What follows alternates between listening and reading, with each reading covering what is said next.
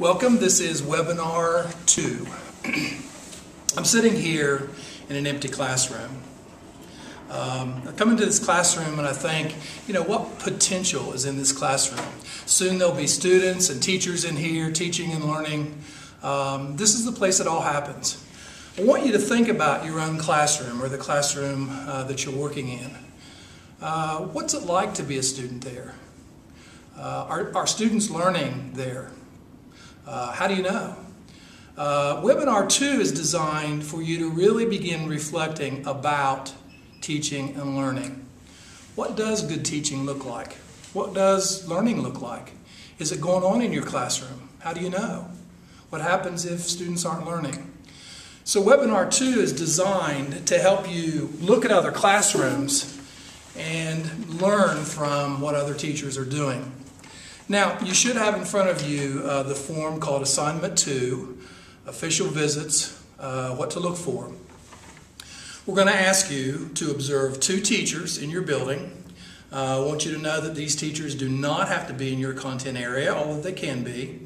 We want you to collaborate with your mentor teacher in your building to set up these observations with 2 effective teachers. We want you to be able to go into those classrooms, observe those teachers bell to bell from the beginning to the end. Let's take a look at the form now.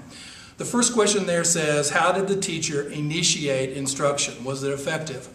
As you think about this, think about some of the things we've talked about. Think about, in particular, the handout we gave you called the first 15 minutes of class.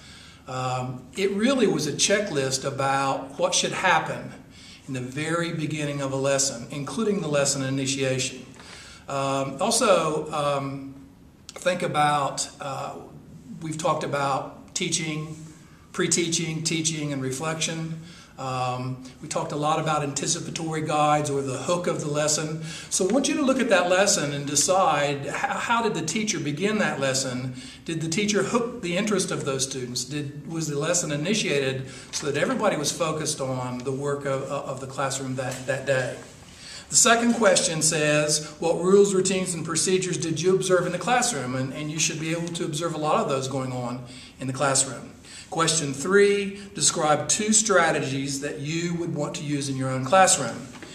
We're going to call these promising practices. And as you think about 2 things in the classroom that you'd like to repeat in your classroom, we're going to ask you to report on Blackboard on one of those strategies. So keep in mind, as you think about those 2 strategies, one of them you're going to let all the other students in class know what you've seen there. Question 4, describe 2 things about this observation that you might do differently. Now, we're not asking you to criticize the teachers.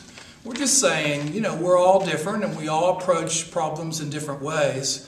So as you think about that classroom, what's 2 things that you would do differently? 2 things that you might, go a different direction in. Number 5, did the teacher use a school-wide discipline program? And if you're in that building, you probably already know this. If so, what was the program? Describe it.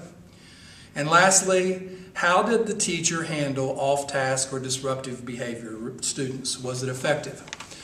We gave you these guiding questions really so that everybody's going to be looking towards the same attributes of teaching and learning. Now, hopefully you've already read the whole webinar, so you know that you have to turn this form in to your instructors and also post a promising practice on Blackboard. You have 2 weeks to do this, so that should be plenty of time to do that. The whole idea this week in this webinar is get you to really be thinking about that classroom.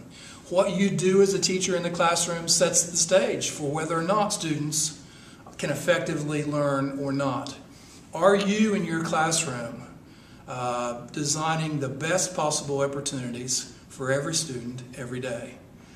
I'm going to leave you now in an empty classroom, and I want you to really think about that. Think about what good teaching and learning looks like. What does good teaching and learning look like? Interesting question.